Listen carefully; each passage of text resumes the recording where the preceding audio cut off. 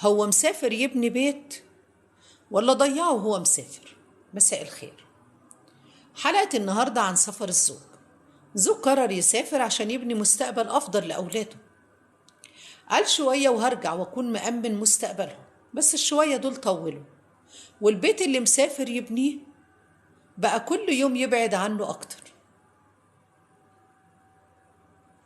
سافر وسايب وراه زوجة مع أولادها لوحدها، يومها ما بيقفش عند لحظة واحدة. متابعة مدارس، تمارين، مذاكرة، تفاصيل حياة ماشية عليها هي بس. مرة المدرسة مشكلة للطفل وهي اللي بتروح، مرة الدكتور الطفل تعبان وهي اللي بتجري، مرة صيانة حاجة بتتكسر ولازم تتصلح فورا.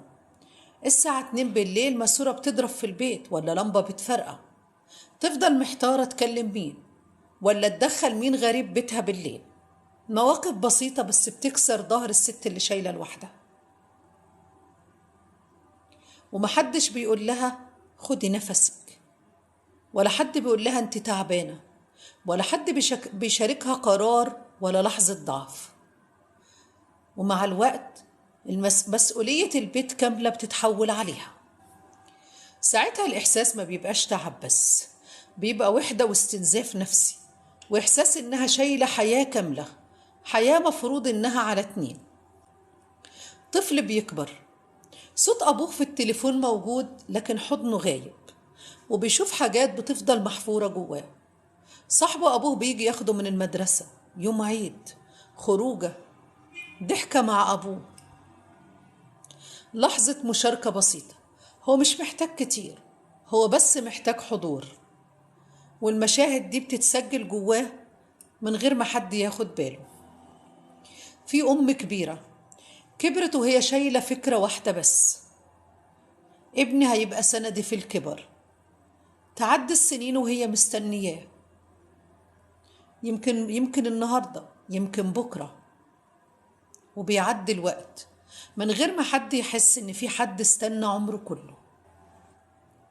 وفي نفس الوقت الزوج نفسه مش عايش الصورة السهلة اللي الناس متخيلاها، شغل طويل، غربة، وحدة، ضغط، وبيرجع آخر اليوم لمكان فاضي فيه صوت السكون أعلى من صوت الحياة.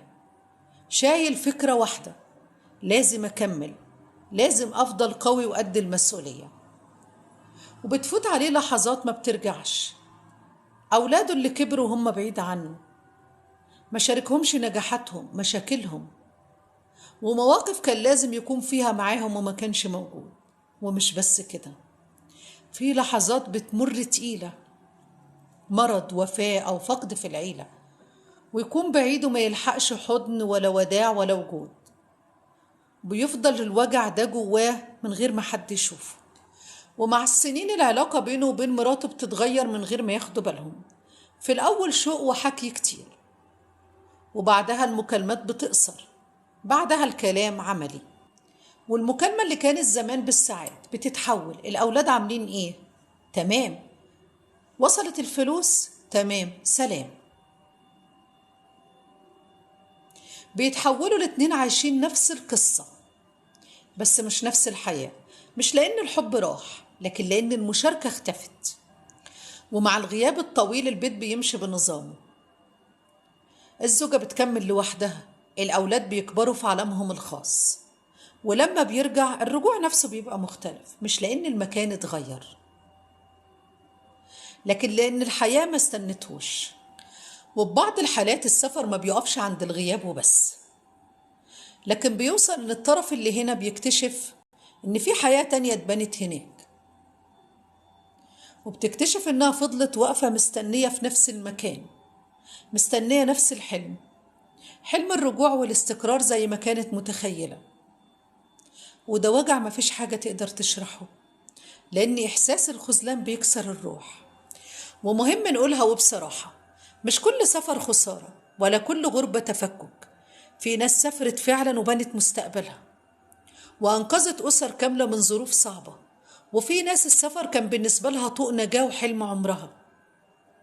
الفكرة مش في السفر نفسه، الفكرة إننا ما نحولهوش من وسيلة لبناء حياة لغياب عن الحياة. والحل مش في القرب أو البعد، الحل في المشاركة، إن ما يبقاش الكلام عن الفلوس وبس، إن الأب يفضل موجود في حياة أولاده حتى وهو بعيد. الأب الذكي هو اللي يفتح كاميرا في نص اليوم ويقول لابنه وريني بتلعب إيه، أو يذاكر معاه ويحل معاه مسألة صعبة على زوم. والأهم للزوجين عشان الغربة ما تقتلش مشاعرهم لازم يخصصوا وقت مكالمة فيديو ممنوع فيها تماما الكلام عن الأولاد ولا المصاريف ولا المشاكل. مكالمة تكون خاصة بيهم هما الاتنين عشان يفضلوا فاكرين إنهم لسه بيحبوا بعض.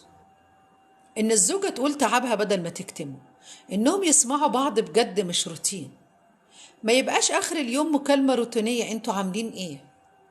خلي المكالمة ودودة فيها كلمة حلوة، حب، تقدير، شاركوا بعض تفاصيل يومكم البسيط. خلي المكالمة فيها احتواء. وانا كل اللي عايزة اقوله ان الغربة مش هي اللي بتكسر البيوت، لكن اللي بيكسرها اننا نسيبها من غير ما نفضل جواها. مستنية رأيكم في التعليقات. انا صافي ودي كانت حلقتنا النهاردة.